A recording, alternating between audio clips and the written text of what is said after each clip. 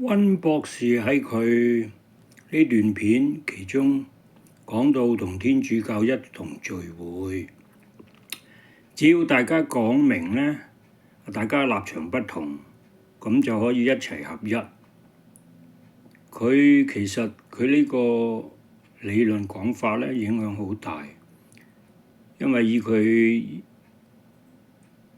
佢都算係神嘅僕人啦，影響相當緊要。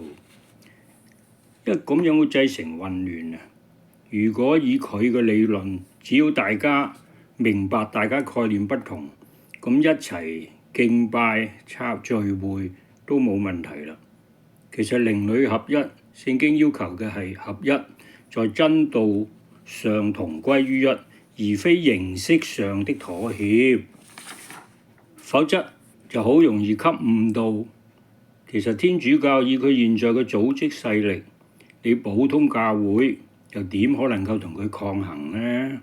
真正嘅合一係建立在共識嘅真理上，而非模糊嘅妥協。若為你追求表面的和諧而放棄對聖經真理的堅持，那便不再是屬靈的合一，而是人為政治管理，使到更加遠離神的真理。呢個作為基督徒應該要慎思明辨，獨立思考，不要給誤導。